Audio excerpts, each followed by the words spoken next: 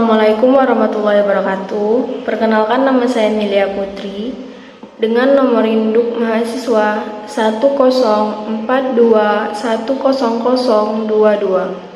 Saya berasal dari kelas 1A dengan program studi Hukum Ekonomi Syariah Fakultas Syariah.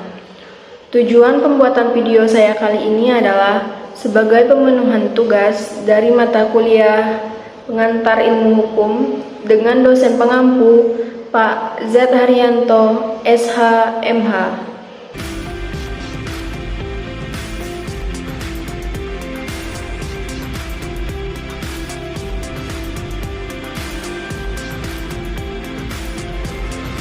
Di sini yang pertama saya akan menjelaskan definisi dari sumber hukum, macam-macam sumber hukum beserta contohnya.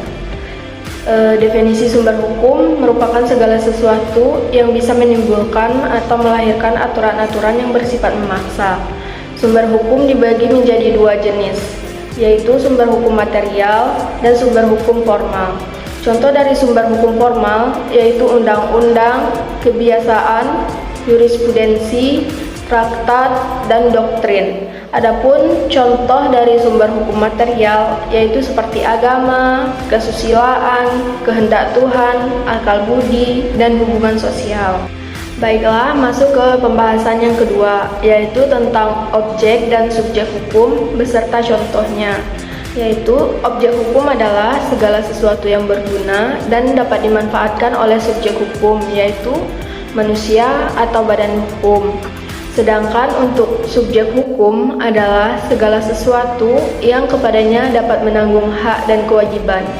Pada umumnya, yang diterima sebagai subjek hukum adalah manusia atau orang dan badan hukum. Adapun contoh dari subjek hukum yaitu manusia atau orang, anak yang masih di bawah umur, dan orang yang berada dalam pengakuan, dungu, dan sakit ingatan. Sedangkan contoh dari objek hukum yaitu Kila memiliki sebuah rumah, lalu ia melakukan perjanjian jual beli rumah dengan temannya. Dalam hal ini, rumah menjadi objek hukum dalam perjanjian jual beli tersebut. Baiklah, masuk ke pembahasan yang ketiga, yaitu tentang hak dan kewajiban. Diambil dari buku Filsafat Hukum, Apa dan Bagaimana Filsafat Hukum di Indonesia pada tahun 2006, karya Darji Darmoediharjo. Hak adalah segala sesuatu yang didapatkan oleh setiap individu yang telah ada sejak masih dalam kandungan. Misalnya hak untuk hidup, hak memperoleh kehidupan yang layak, hak mendapatkan pendidikan, hak mengeluarkan pendapat baik lisan maupun tulisan, hak memiliki kedudukan yang sama di depan hukum, dan masih banyak contoh hak lainnya. Sedangkan kewajiban adalah segala sesuatu yang harus ada atau wajib dilakukan dengan penuh tanggung jawab. Salah satu contohnya yaitu di lingkungan masyarakat, seperti kewajiban mematuhi rambu-rambu lalu lintas, menjaga keselamatan dan keamanan, menjaga kelestarian alam, dan bersikap sopan. Baiklah, masuk ke pembahasan yang terakhir atau yang keempat, yaitu menjelaskan tentang peristiwa hukum, hubungan hukum, dan akibat hukum beserta contohnya. Peristiwa hukum adalah sebuah peristiwa yang dapat menggerakkan hukum atau menimbulkan akibat hukum. Tidak semua peristiwa dapat dikatakan peristiwa hukum. Peristiwa hukum yaitu keadaan darurat, kelahiran atau kematian, jual beli, dan sewa menyewa.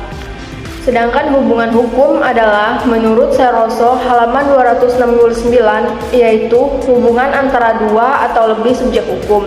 Contohnya dari hubungan hukum yaitu ada seorang A dan seseorang B mengadakan perjanjian jual beli rumah. Dasar hukumnya yaitu pasal 1474 dan pasal 1513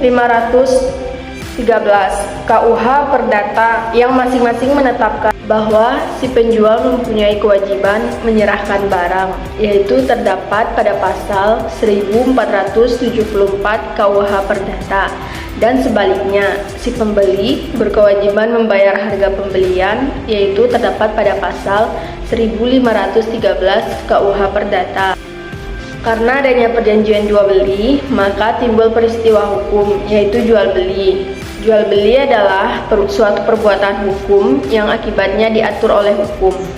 Akibat hukum adalah segala sesuatu yang terjadi dari segala perbuatan hukum yang dilakukan oleh subjek hukum, atau akibat lainnya yang disebabkan karena kejadian-kejadian tertentu oleh hukum yang bersangkutan, telah ditentukan atau dianggap sebagai akibat hukum.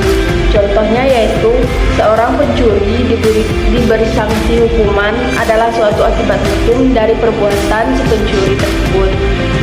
Karena perbuatan tersebut yaitu mengambil barang orang lain tanpa adanya hak dan melawan hukum. Demikianlah video saya kali ini. Saya akhiri. Wallahul muwaffiq ila aqwamit thoriq. Wassalamualaikum warahmatullahi wabarakatuh.